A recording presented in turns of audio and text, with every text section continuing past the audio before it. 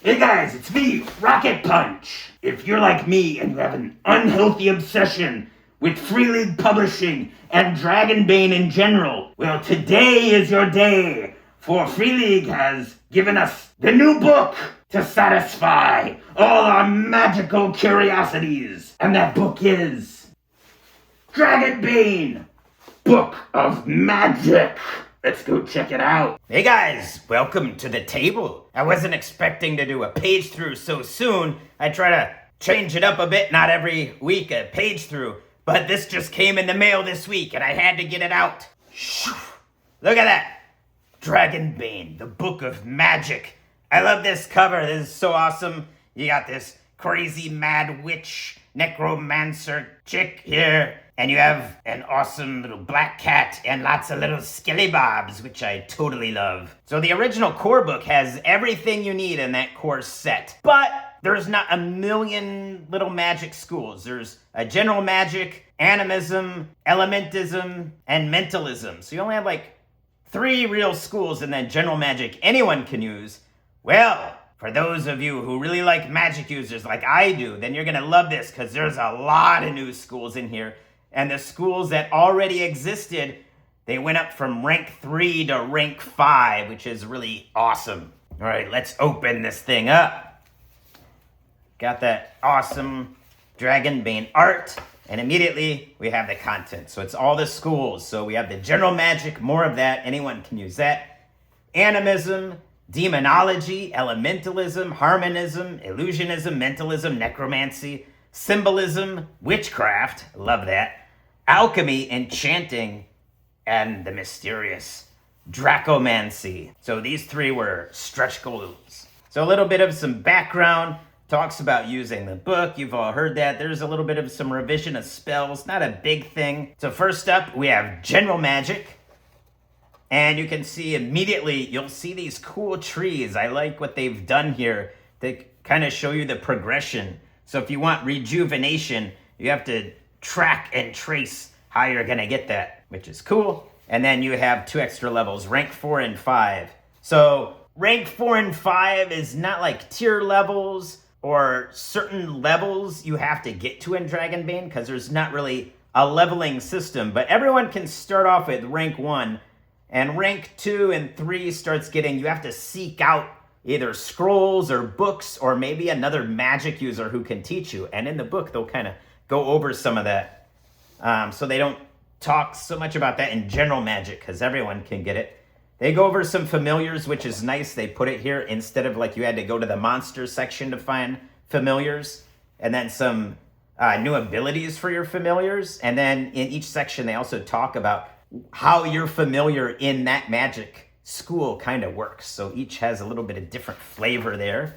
They also talk about permanent willpower loss. So some spells are so powerful, these rank 5s, that will actually reduce your permanent willpower. So I think that's a good way to balance some of these powerful spells. So let's take a look at animism. So this is what I'm kind of talking about. This kind of goes over everything.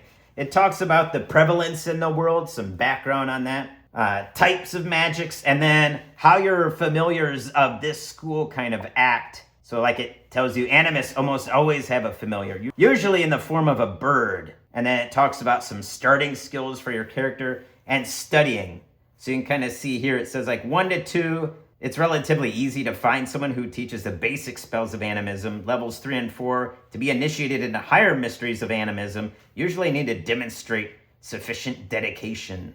So this could kind of open up some little quests or something you have to go on. And rank 5, the grandmasters who can teach you this school's powerful spells rarely accept students who have not reached a skill level of 18. So you already have to be a master magician or whatever animist to even be considered able to get. So you'd have to get to the highest level of skill in that. That's pretty cool. And then you got your little chart here. You got some animist masters, which helps the GM. You don't have to think of some wizard. You can, you have a name, you have a description, and you have the requirements to kind of seek their tutelage, which is, I love that. You got some new little art for some of these, like the lightning flash spell. You got the engulfing forest. You got the rank 5, like resurrection. And it says here, casting resurrection is so taxing that it permanently reduces your maximum willpower by 1. So imagine that. It seems like, oh, you shouldn't be able to revive a character, but you already have to be the highest skill level of a wizard. You have to seek out a special animus to even teach you these skills, and your willpower is permanently reduced by 1. So it's no easy task to be able to get up to these higher levels of magic. So I like that it balances that out that way. You also have demonology, like the opposite of animism almost. So it kind of talks how well known it is in the land. Also says it's rare for elves, mallards, and halflings to be drawn to the powers of demonology. So there's kind of restrictions, and I like restrictions. You have your own kind of demonic familiars, so that usually a spider, a bat, or even a satyr, a puck, could be your familiar. Different types of demonologists studying demonology, so mostly humans. You got your starting skills, some cool magic tricks, like you can get to summon a twig, like a little gremlin for you to mess around with. You got this grumpy old dude, Chaos Mire, Demon Face, that's really cool, spitting out a demon head. And actually, demonology, there is a little bit of it in Path of Glory. There is one wizard who has that ability, so you got a little sneak peek in there. You can even summon a guardian demon. Dimensional travel, that's pretty cool. Maybe you travel to Trudvang, ho-ho. Elementalism, so the prevalence, the types. You get some familiars. So in here, what's really interesting for familiars is you have elements as your familiars. So you have like a gust of wind, or a flame, or a cloud, or an earth spirit. That's pretty cool. And it has little stats for them. Studying the different ranks, the different spell progressions, the masters on all of these. Got some pretty cool magic spells. I really like the hailstorm. That's a really cool picture. Rock tornadoes, meteor swarm. So yeah. Harmonism. This one I probably won't use because I'm not a bard guy. I'm a fighter, not a lover, so I'm not really musical. I sing with my fists. So yeah, but I would be interested if someone else wanted to play it. It just, I don't know, it doesn't speak to me. But still, it's pretty cool. I mean, I'm interested in anything. Just I don't think my kind of crazy would work. But it's kind of cool. You can send people into a frenzy, paralyze them, dance. Yes, I'm kind of anti-bard myself. I guess in Dragonbane, not really a bard in the sense of that other game. You're more of a skald, really. So that's nice. You got illusionism. I think this is a really cool school of magic.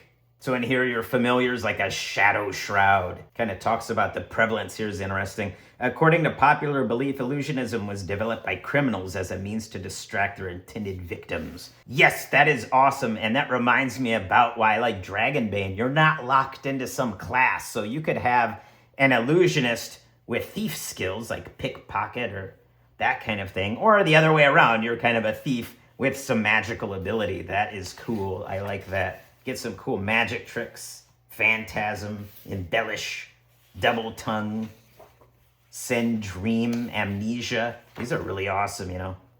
You can trip up your opponents. I think that works really good if you had a little halfling and have all these little illusions. You can trip up a big opponent. Look at this. Cheat Fate Morgana. Very cool. Mentalism. I haven't used this so much. I mean, you could kind of make a crazy, like, John Carradine grasshopper monk, essentially, with this. Because mentalism is very much like a key kind of feeling of the magic. Because you have levitate, power fist, stone skin. You know, you could have these crazy kung fu magics if you really wanted to make a ninja or something in Dragonbane if you wanted to. Mental strikes, telepathy, or even Darth Vader. Yeah, Darth Vader in Dragonbane. I do like that picture, though, the mental strike. I really like that. That is a good piece right there. Dominate monster with your mind. Oh, invisibility is level 5. I like that because invisibility seems very powerful to me. Now, one of my favorite schools, oh yeah, necromancy, yes. Romance all the necks. But what is really cool is that necromancy is not, it's not demonology. Demonology is pretty hard to kind of, especially in Dragonbane, where it's basically the laws of law, which are the dragons, and laws of chaos, which are demons, to really say, I'm a good demonologist. But necromancy, you could really play it as like you're almost a guardian of death and decay and that portion of life. So you're like the opposite of an animist. You're kind of, animist is more, life-centric, and the necromancer is death-centric. So you could still play a necromancer as long as you're not going crazy with it. You could still, I think, fit it in with a normal setting. You're kind of a guide of spirits, death, keep death where it belongs, that kind of thing. But you do get a cool undead familiar, so that's awesome. And if you ever wanted to bitch slap your opponent, you got Spectral Slap. Your grim gaze delivers a stinging and humiliating slap. The attack inflicts 1 health point of damage and has a range of 10 meters. Take that, you fiend! Pasha! I love that. That's funny. That sounds like something Zorak would do. Speak with the dead, rigor mortis. So yeah, I think you could still play this and still fit in with a normal adventuring party. So that works. Drain life. Raise skeletal horde. Yes, that's awesome. Raise mummy.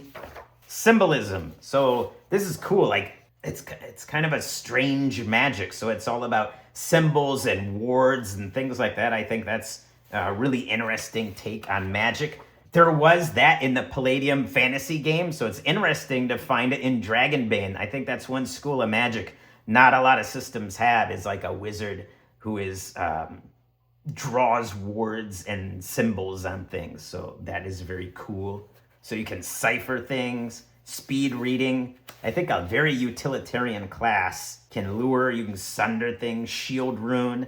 I just like the idea of you can make all these like traps and things like that. So like halt. Anyone who sees my symbol must succeed on a will roll or they're not able to move, that kind of thing. Arcane vortex, horrify, blind, portal, reflect magic, petrify, raise fortress. Oh, that's pretty cool. Runic prison, golem. You can get a golem. No, the other golem. Witchcraft. I think this is another really cool, very similar to animism in this book. It's not witches that way the same as a duck. No, this is, is like a medicine woman, right? Someone who's the leader of a village perhaps might be able to use witchcraft. And it's not like, a lot of crazy overpowering blasts and things like that in other games. So you have like animal sense, augury, helper, protective aura, witch mark. You can also read the stars as a magic trick. Rank 2, bestial traits. So this is where you finally, rank 2, you start getting a bit more offensive techniques. Claws, fangs, things like that. You can grow, cursing, hexes. Hexes aren't even till rank 3. So I think they really balance out. A witch is not throwing Eldritch Blast or things like that, right? Eventually you'll get some offensive stuff. And I think before that, you're going to use your familiar to kind of help you out. You're not on the front line, you're a utilitarian class, which I like. And you can animate object, that's cool, I really like that. Just running away out of the cave with the little goblins or hobgoblin, I think that one is. Just by casting this spider leg thing on the treasure chest and just basically running away. Running away is totally optional, that's a smart way. Rank 5, Doomsday Prophecy, Monster Form, Monster Warden. So that's really cool, you can have just this griffin protecting your cottage. That is pretty cool. Then in the stretch goals, we get Alchemy. So you can kind of create maybe a plague doctor with this. That would be very cool. And they make it very interesting because they bring in spell components in here. So in order to make your things, you're going to need to be able to pay for them or find them out in the wilderness. Maybe that could also be an adventure opportunity. And as it's alchemy, there are no magic tricks because you might not even be really a wizard in the sense of magical wizardry. So it could be even scientific a little bit, like the new magics. I think that's pretty cool. But also what's nice is for those of you who might go to town and find an alchemist, all the recipes in here not only tell you the ingredients that you would need as an alchemist, but if you just wanted to straight buy it up, you could do that, but it will cost you more. So you have things like Focus Tonic, Herbal Concoctions, Liquid Courage, that is awesome, Sleeping Poison, Antidote, Love Potion, Lock Acid, Smoke Screen.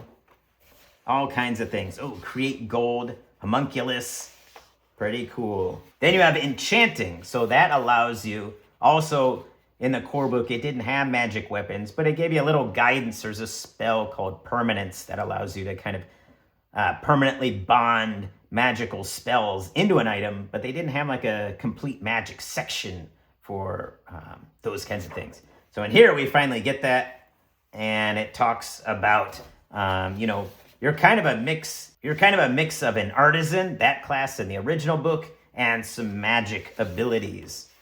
But the same thing, it could almost be like elven. Elven craft is almost like magic. So you could run it, I'm not technically a wizard as well, and you just are so master crafting that you can make these things. Maybe there's some strange way that you're able to make these spells, or spell-like abilities or something like that. So that's always fun to flavor it a little bit different. It does talk about mages and metal. So it says, while enchanters can cast their spells on items made of metal, mages cannot use them. So cunning artisans have found solutions to this dilemma. Weapons made of either dragon glass or demonic matter have proven perfectly suited for mages to use without disrupting their spell casting.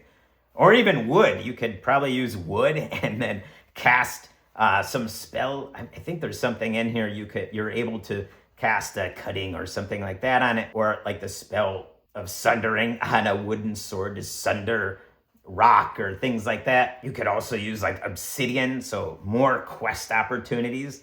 You want this enchanter to make something for you. He will make it, but he needs you to go get it. So that is cool. Right here, so like keen edge, luminous, fireproof, unbreakable, bleeding weapon, bane weapon, bloodsucker, heavy hitter, lifesaver, epic armor, epic weapon, power items.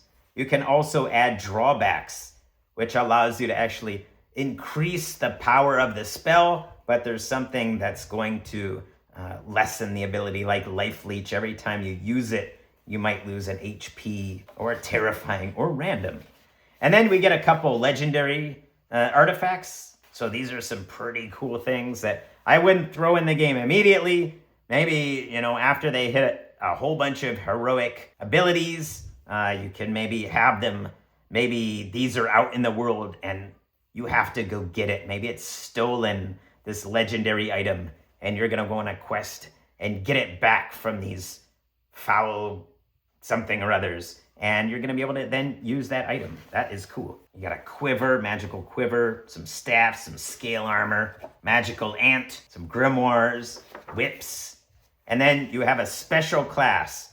And no one can start with this class, Dragonmancy. It's so powerful that this is something in the quest of the book that you're going to be able to get this. So it's very impossible. You can see there is no spell ranks. These are all rank 6. So it'd be very difficult to find this. First, be a master of another school of magic, meaning you must have learned at least one rank 5. But it does say that whatever school you masters is irrelevant. What matters is that you have a deep understanding of the nature of magic. Finding a teacher who has mastered the most advanced spells of magic school is always difficult, but this is particularly true for Dragonmancy. So there's very few practitioners. So this would be like the ultimate thing in your campaign is to seek out a wizard who knows Dragonmancy so that you can take on the BBEG. So that is cool. And they give you 3 peoples here. Thank you. Create, draconic push, force fields, erase, reshape, reverse time, translocate, freeze time. These are some powerful weapons. Oh, and we're at the end. We have a cool little afterword, index of spells, recipes, and magic tricks. That really helps out here. And we have our top backers. Unfortunately, I'm not there because I'm not the top, but I'm here in spirit. I'm here down here at the bottom, this little corner here. But yes, that is another really awesome book from Free League. I was so excited when they announced the Book of Magic because wizards are cool. Although I always run Dragonbane, but maybe in one of my next solos, I'll play a wizard. So yeah, you gotta check this out. It just started shipping to backers now, but it should be up for pre-order if you check their Kickstarter site. It's not on the main webpage yet, but I assume it will be by within the next couple months, sometime this summer. So I hope if you like Dragonbane, go check it out, do your pre-order, and until we meet again next time on Rocket Punch, later.